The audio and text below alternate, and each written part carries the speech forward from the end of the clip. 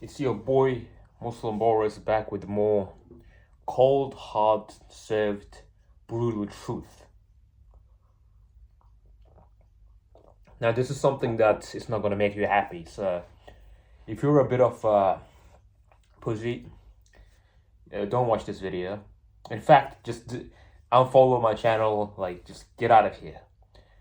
Because I only talk about things that are meant for men who can handle the bitter truth. What I want to talk about here is the fact that majority of Muslims that I talk to online, the ones I see comments from, the ones I interact with overall, they are simply not ready to get married. And this is not a way that I'm trying to insult them or I'm trying to criticize them. It's simply the truth. Now, what do I mean by this? Even if you get married, like maybe you can attract women and maybe, you're able to find someone to marry. It's not going to work out that well. You're not going to taste the sweetness of a woman who's head over heels in love with you because you're not a real man yet. Now, when I talk about being a real man, this is something I need to expand on because it's such a weird topic that people can't really grasp. Some people say, "Oh yeah, like this is what being a man is." Some people say, "Oh, this is what you need to do." The truth of the matter is, it's not that complicated. You need to be able to handle chaos, and that's when you become a man. Now, what do I always tell you people? Women are chaos. Men are order. So even if you're a man but you can't handle chaos, you can't handle a marriage. Your wife is going to walk all over you. How often do we see videos of Muslim men talking about their wives, or they're talking to their wives on a video, and his wife literally walks all over them. They say they insult them, they call them fat, they call them stupid. They're like, "You have a second wife, forget about it. Look at you. You can't even handle one," and they just take it. And why do you think this happens? Because the woman overwhelmed them with chaos, and they're terrified. They're terrified of the fact that that woman can cause a scene. She can start shouting, and she can get really angry, and he's not going to be able to say anything back because he doesn't know how to handle a situation. So he just needs to give in to her demands. And those marriages actually, they can last. Like they can actually be legitimate halal marriages and everything is okay. But if you are the kind of guy who's okay with your wife bossing you around, that's actually okay. Then this message is not for you. You can actually get married. But if you want to tell me, I want a woman who's like really submissive to me and she obeys me, like I don't want that modern style liberal Muslim marriage, then you need to listen to this advice. The people who don't have any experience with women, they have one major flaw. And that is they worship women. They think women are some sort of perfect angels. And I understand why they think that, because when you don't have experience with women and you see what women are like, they're like really soft, they're like really sensitive and emotional. For some weird reason, we associate those traits with purity. And we think if she's so soft and sensitive, you can't really imagine her doing anything wrong, anything harmful. But what you don't understand is that women have a dark side, like a really, really, really dark side. And they use their sensitivity and emotionality to manipulate people. And that's actually it doesn't make them a bad person. All women do this. It's their main weapon. Like that's how they had to survive, in the days of old. So when she tries to manipulate you, if you cave in, she's just gonna have control of the entire marriage forever, and she's not gonna be attracted to you. And that's not a fate I would wish on anyone. But if you are able to handle the chaos, you are able to withstand it like a rock, the entire dynamic of the marriage will change. And guess what? She will keep getting angry. Like she will keep getting emotional and chaotic. But every single time that happens, if you hold your frame, then everything will fall into place after maybe like a few hours. But as I said, you are probably not ready to handle that right now. Every man used to have what's called a rite of passage. That's when you became a man, you were tested, and it was determined that you are able to handle chaos. In Afghanistan, up until recent times, they had to go and kill a lion with a spear. They had to the lion would attack them, and they had to kill the lion. Actually, I don't know if they were attacking, but they had to somehow sneak up on it and kill it, right? Like most often, it would just it would see you and start chasing you. So, was it a lion or a tiger? One of those. I don't remember. Someone correct me if you know it. But the point is, every single culture had some sort of a rite of passage, and it was always something to do with handling chaos. You had to handle a beast that could do anything to you. That's a metaphorical representation of a woman, because a woman is unpredictable. She might be calm, and next minute she get angry and start yelling at you. And this doesn't make her crazy. That's just how she's wired. I'm spitting some hardcore game here, so y'all better be taking notes. Now let's dive a little bit deeper. Why are women doing this? Why does she have to be chaotic? Well, why? Are they just bad people? The reason they do that is because they're testing you.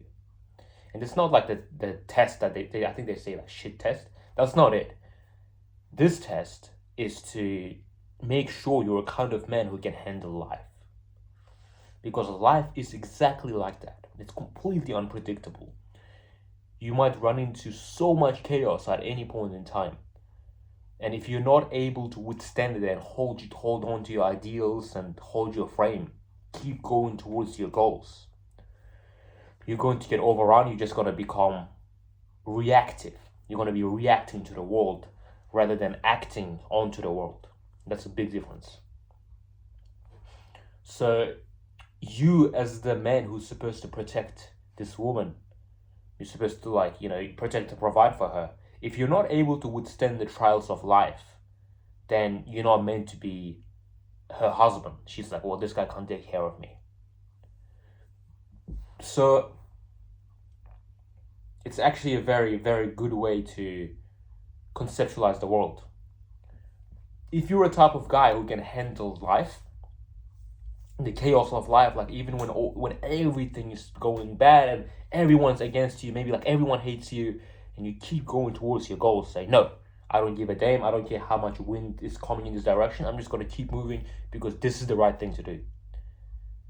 That's how you handle life, and that's how you handle a woman. So it's really simple as that. It's not some sort of a secret trick you have. You say this and you have the script and you make her feel this, and that's not how it works. It's the same thing as being like a person with good character and like ambition. But here's the thing. I say these things and a lot of men will get really angry at me, because they will say, hey, in Islam it says you need to get married young, so your message is this, your message is that. And this is where I'm going to get really controversial. But it's not against Islam, it's not against any moral belief. These people who are really sensitive to haram, and they're like, everything, it's haram it's haram not to worship women. If your woman tells you need to buy her a Mercedes, you need to buy her because it says men and women, it says men need to provide for women. I'm going to tell you a little secret about these people. They never lived in the real world. Their whole life is like thinking they know Islam from watching Muhammad hijab debates and arguing with people online.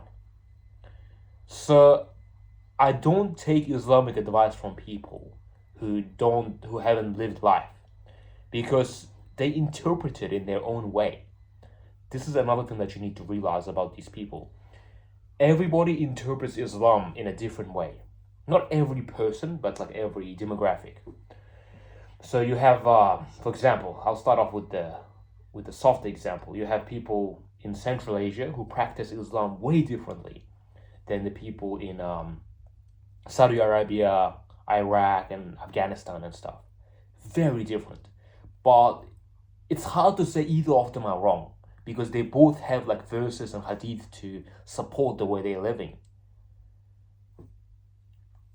Like in some countries, they have like strict Islamic law, and a lot of it is not even from the hadith or the Quran. It's interpretation. Like they kind of like extrapolated it into that, but it doesn't mean it's 100% true. Now you have people online, and I'm gonna reference the women in here, the hijabi influencers. A lot of them, right? They say some crazy things. As a man, you have to provide for everything, and like you have to listen to everything I say. And if I ask you to buy me a car and you buy me a G-Wagon and give me 100,000 anytime, you should always be giving it because in Islam it says Prophet Muhammad, when he was in a war, he stopped the war to find his wife's necklace. So this. They just kind of like they find a way to make their arguments sound true when it's not. They interpret Islam in a way that suits them. Every single demographic has their own way. Like the Taliban has their own way, ISIS has their own way, and their way is like we just need to violently turn everyone into Muslims. I think that's the ideology, but they do some weird stuff. So everybody has their own weird interpretation of Islam. So these idiots online, their interpretation just aligns with what they already believe, right? Because they believe in their minds that women are holy, like they're like divine angels. And even if you find an atheist who's not a Muslim and you look at his attitudes towards women, it's going to be similar to that. He's going to think they are angels. Women can't do anything wrong. She can't do it. There's no one. Why would a woman lie? Like she's so sensitive, it's impossible. That's how they think. And these people, when they listen to like debates and stuff, and they read like Islamic books and whatnot, they only take the words in the verses that already align with what they already believe. This is a confirmation bias. It's one of the biggest flaws of the human brain. So this is why like people will just tell you everything is haram, but they don't actually know what they're talking about. Now you might ask after I say that, like, well, if Islam, if there's so many interpretations, then what are you saying? Like, there's no way to interpret Islam. Like, are you saying Islam is flawed? And my answer is absolutely not. That's not what I'm saying. What I'm saying is most of us don't have the exact interpretation of Islam. There are some scholars who have a really good understanding, but even they are flawed themselves because everything that we say is flawed. The way we think, the way we understand things is filtered through our own insecurities.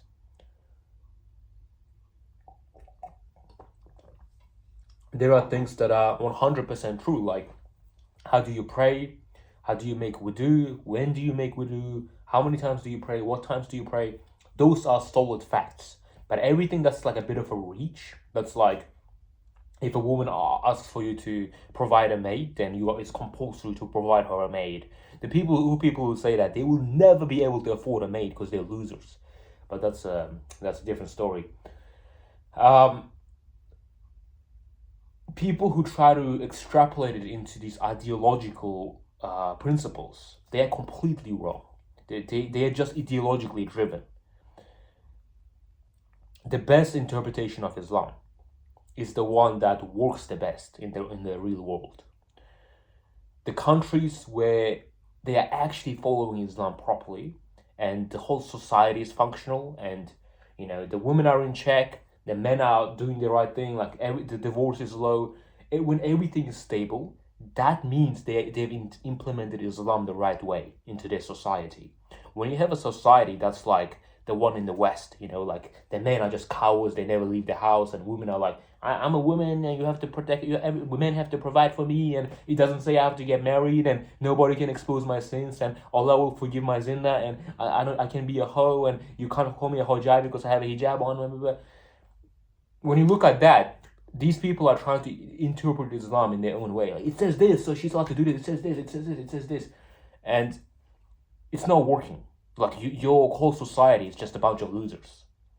So there are countries I can name where they've implemented it really well, and I believe because it's working so well, they must have the right interpretation of Islam, because Islam is such a flawless philosophy. I don't know if I can call it philosophy. It's like it's because it's the only true religion. You know that when people implement it right, their life has to be stable. The society has to become stable. That it's 100% factual. So when people try to interpret it in a way that doesn't work, that's how you know that they misinterpreted it. That's my opinion. Like if you have any ways of disputing that, you can leave a comment. But I think it's very hard to dispute this topic, and I don't see that. I don't see how you can say that an unstable society is following Islam properly. But that was a really long tangent. Let's get back into the topic. When I was visiting my hometown in Australia, because I've moved around a lot, there's something happened, and that made me realize like I was ready to handle any chaos. I think I was ready for, like marriage and stuff way before that. But in this specific story, I realized what it actually means to be ready for life and chaos. So, me and my friends were hanging out at the city. I think there were like three or four. There were three other guys, and then there was me. And we were waiting for our bus in the CBD. Some guy walks up to us, some really crazy dude. Like he was walking like, so he was a huge guy, and he was clearly drunk or on drugs or something, and he was like really angry. And he got into an argument with my friend. My friend was like, my friends were pussies, but they were just like standing there, and then this guy just like starts talking to my friend. It's like, yeah, what the F are you doing here? What are you doing here? I don't know what he was saying, but they just got into an argument. My friend walks behind me, and that was kind of pussy, but he was like, oh, I'm just gonna stand behind you. That guy seems scary. And that guy is walking up to us, and he's trying to beat us up, all of us. And my friends are skinny as hell, and I'm not a big dude, so he probably thinks he can take us. As he was walking up to me, he was swearing and saying he's gonna knock me out. When he was about to come close, I knew he was probably gonna swing, because he had his fists up and his hands were like coming back like this. I put my hand out like that. All of my friends are behind me. There's like a bunch of people behind me right at this point, and it's just me against this guy. Put my hand out, and I said like, you better walk away. Like it's not gonna end well for you. I said something like that. I don't even remember. But I pushed him off. He comes back and he wants to swing, and I at this point, this is what I do. I pull my phone out from my pocket and I give it to my friend, and I said, hold my phone. Just like pass it to him from the back like this, and I was ready to fight this guy.